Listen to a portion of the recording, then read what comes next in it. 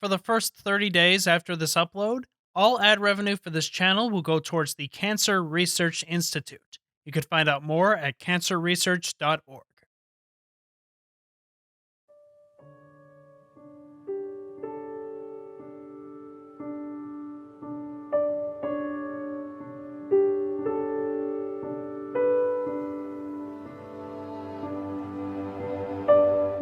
How much humanity can a video game have? How much can these plastic controllers, mice, keyboards, screens, and software tell us what a soul is?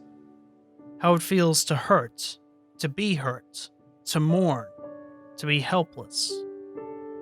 Is a medium that's widely believed that games should only be fun, ready to handle extreme complicated subjects. How much humanity can a video game have? Turns out, quite a lot.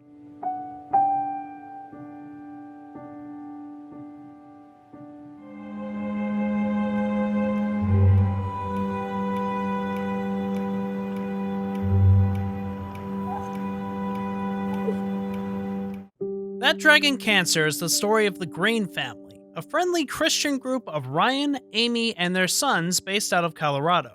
The family faced tragic news upon discovering that their third child, Joel Evan Green, was diagnosed with a tumor at the age of 1 year old.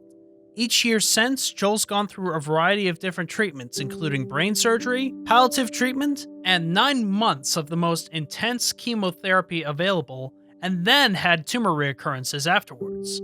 Joel had more than 16 tumors in his life, 1 year receiving 5 reoccurrences and the family even losing count.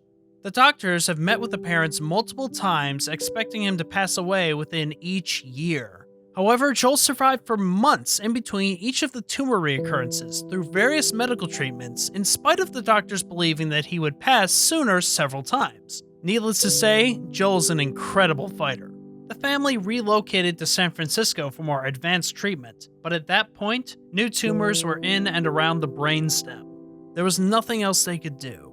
The family went back to their home, and on March 13th, 2014, Joel Evan Green passed away. He was 5 years old. Both parents, Ryan and Amy, are both artists themselves. Ryan is a games developer with 14 years experience, and Amy is a writer, speaker, and stand-up comedian.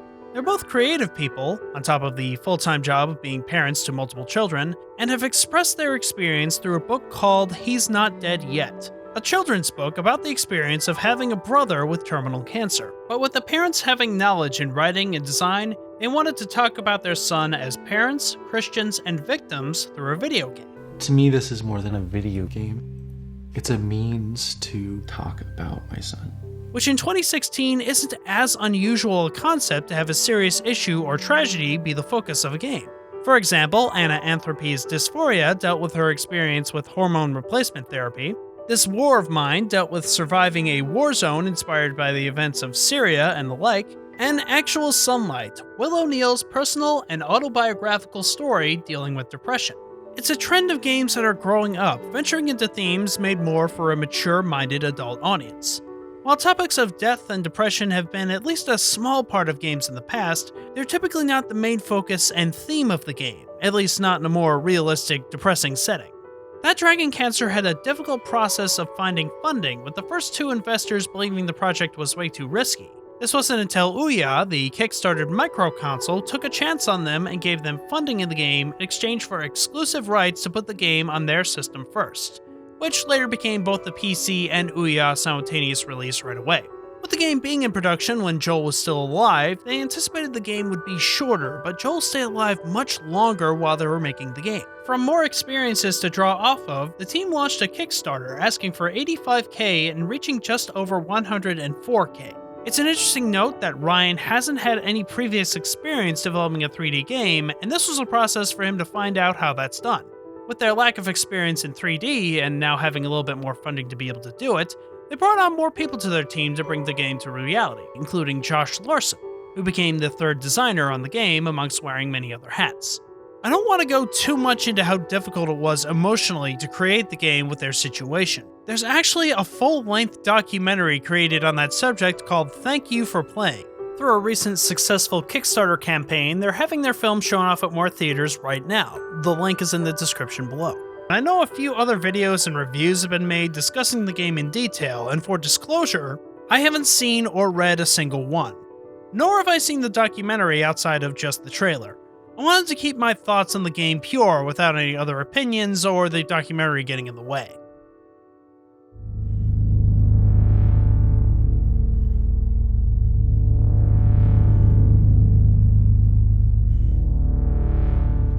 The game isn't skill-based or has any puzzle solving to challenge the player's brain or reflexes, but is a series of several vignettes that describes what the family was going through emotionally during the experience from many different points of view.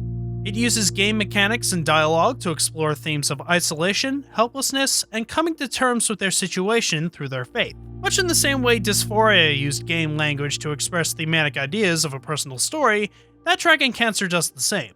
There are scenes in the game where you're controlling Joel by gliding in a balloon trying to avoid different black spots, here representing cancer, or for lack of a better term, more video gamey sections. But the game is mostly similar to Myst, where you're in the first or third person view with the ability to glide over in a certain area with the click of a mouse to go to a fixed angle. You can interact by pushing Joel in a swing or walking around and observing a situation depending on which point of view you're in.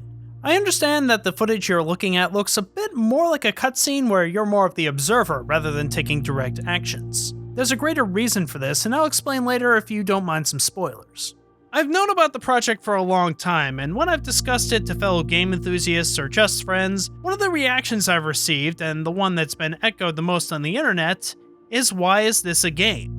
Why didn't the family seek out to create a book or a movie about their tragedy, as those have more experience in dealing with subject matter as heavy as a family member dying of cancer? Well, as I've mentioned, it actually is a book, and they actually did pursue trying to make a film on the subject. And to be honest, the notion of why is it a game usually comes from a dismissive attitude that games should only be about fun, and that Dragon Cancer is a pretentious and exploitative art game. But even with that dismissiveness, it's a question absolutely worth asking, one that the family and the developers have asked themselves. Maybe it's the most important question of them all. What can this do for this? I've asked myself this question for a very long time since playing an early demo of the game at various events, and I think I can answer the question of what interactivity really brings to the table. Unfortunately, since the game is a very short affair, roughly about 2 hours to get through, it's very hard to discuss the meat of the game without spoiling anything for newcomers. For those who are curious about it and don't want it spoiled, I'd suggest playing the game first. It's also very true that there are people that have absolutely no interest in exploring the subject matter, and it's completely reasonable. In my own playthrough, I was in tears several times and I had to take breaks simply to pull myself together. It's completely understandable how somebody wouldn't want to play through the game in the same way a Holocaust survivor would never want to watch Schindler's List. I do recommend the game for those who are open-minded for something more artful and story-driven, but just expect to have your emotions run through like a wet rag. So, fair warning to all, consider the rest of this video a spoiler.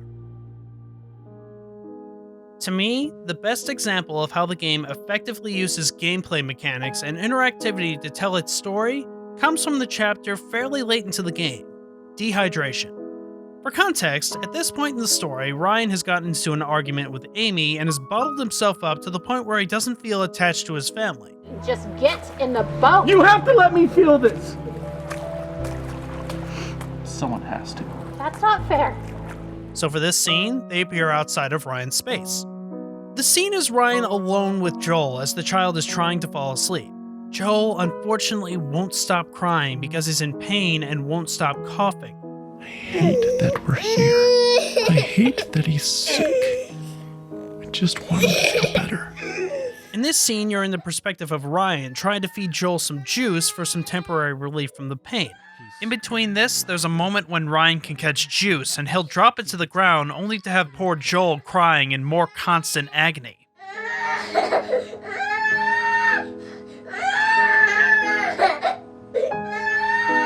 When it cuts back after picking up the juice, there's a temporary moment of relief as Joel drinks it greedily.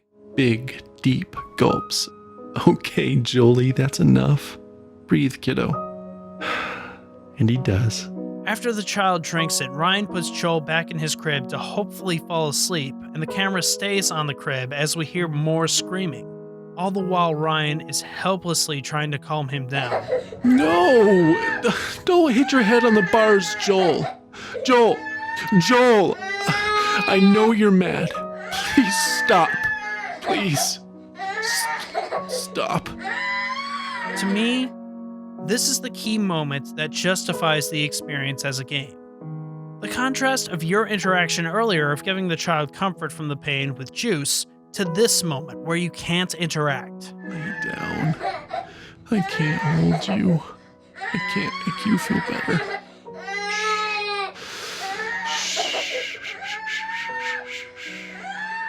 It's when the game hits you with the worst. The hardest truth of them all hits right at your emotions. As Joel is in the worst kind of agony that you can only imagine. I am empty. You are. I don't know all that you are there. I want you here. I want you to call my son. I cannot. And you've brought us this far. He's still here, not dead. There's nothing you can do. But even in this moment of helplessness,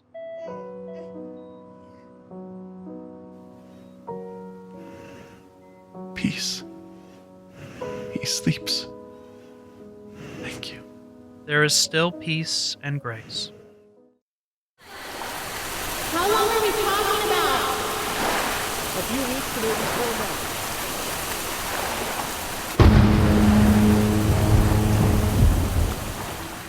The game is filled with lovely moments just like that, incorporating some traditional video game mechanics to drive home other themes and ideas.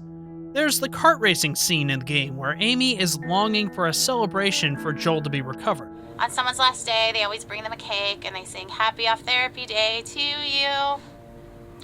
We're not ever gonna get that day. If he's better, we won't know that he's better. We don't get a day. A longing for her and her family to have that moment of triumph. A celebration for her son, conquering the disease and able to live a normal life. Only to have reality step in that really feels like a punch to the stomach. The mini-game within a game, as Joel is a dragon slayer of the parents explaining what cancer is to the rest of their children as a metaphorical dragon. But he's also Joel, the very brave knight, and he was being chased by a dragon named Cancer. The scene of the spin and say toy, hearing each person's inner thoughts at the last doctor's meeting. They all convey what the characters are going through emotionally and are very memorable. Sometimes I wish we could just leave them waiting a few more minutes, because once they get this news, their life never goes back to how it was before. It's in the frontal cortex. Those were their last normal minutes. The game also has one of the best uses of Kickstarter involvement I can recall in a game. One of the tiers from the Kickstarter involved you being able to write a message to a loved one, or have their ink or handprint in the in-game hospital. One of the vignettes is a hallway filled with these messages to family members, friends, and even fans of internet commenters that have been affected by the disease. Most Kickstarter-funded games usually involve access to behind the scenes, or some minimal involvement in the game, or in some cases putting pictures of the backers somewhere into the game, but here it's a completely organic experience. It's a reflection on the developers of the different stories of those who have been affected by cancer, and a way for fans to send their love for those who are suffering or have passed away. And I'd be remiss not to mention the absolutely beautiful soundtrack by John Hillman. He utilizes a couple different instruments, mostly piano and electronic instruments, and does an excellent job of heightening a lot of the emotionality to the scenes, triggering different moments on the player's actions.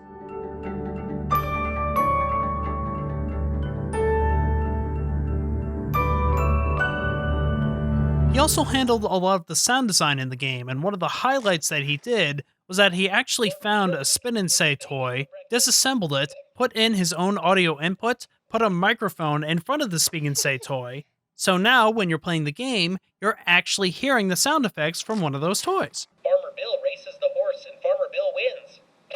My shoes were untied. One reaction to the game that some have voiced on Steam's discussion group is the idea of That Dragon Cancer being about their faith. Someone who doesn't believe in Christianity or religion can't believe in the ideas presented in the game and can really take them out of the experience. And while playing That Dragon Cancer won't change anybody's spirituality, it was never designed to.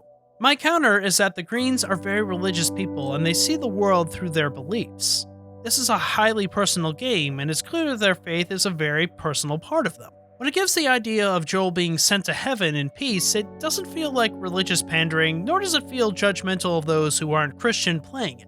Their faith presented in That Dragon Cancer is much more genuine than some kind of shallow propaganda you might find in a lesser game or film or what have you. It may have seemed like the dragon won because Tim died. We know that Tim's in heaven and that he's with God and that God is so proud of him.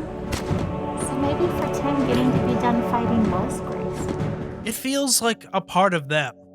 And the idea of tackling with their belief in God and what God will do or not do and how to react to that is actually one of the central conflicts in the game. I'm pleading for God to spare his life, and I'm tempted to despair because self-inspection leads me to conclude I shouldn't expect much of anything. And yet my wife is expecting a surprise party from the Lord, replete with presents and supernatural miracles. I envy her. The religious aspect added a lot more to the game than it took away. I mentioned earlier how there really isn't a whole lot of interaction in certain areas of the game. In That Dragon Cancer, what you can do is just as important as what you can't do. It's revealed that for most of the second half of the game that you're playing through the eyes of God. During those sections, you're flying around in a certain space and can't really interact or stop Joel's pain or do much of anything. And that's exactly what God's depicted as here, an observer, witnessing the family's physical and emotional pain and frustration without interacting. There's an element of frustration and longing for God's attention and grace during this, and it's reflected in the gameplay in a really clever way here. No matter how much you want, you can't use a cheat code or wave a magic wand or make Joel suddenly feel better. I feel this is part of a way for the developers to understand what's going through God's mind and why he's taking the actions that he's taking, or to put it more accurately, what actions he's not taking. The game isn't without its faults, however. Needless to say, with everything happening in their lives, and this being some team members' very first attempt at a 3D game, the production wasn't the most smooth. I mentioned earlier how they needed a lot more funding through Kickstarter, and I'm sure that set them back a little bit. Certain moments can be very obtuse and inconsistent with the rest of the moments in the game that are much more self-explanatory. The keyboard section near the end of the game is probably the weakest part of it. I got through this by randomly hitting keys and lighting candles without doing much of anything. There isn't a specific order that you have to touch the candles or hit the keyboard. I don't entirely understand this section's significance to the story or what the developers are trying to say about prayer from the keyboard or the candles. It could have been a really inspiring moment having a lot of emotional weight to it, but how the game language was used here left me more confused than enlightened. This is the climax of the game, the moment the family and the player have been waiting for. Joel being rid of the pain and finally going to heaven, and it's really disappointing to have this moment lose its weight from confusing game mechanics. Regardless, as a whole, That Dragon Cancer is still a very touching game.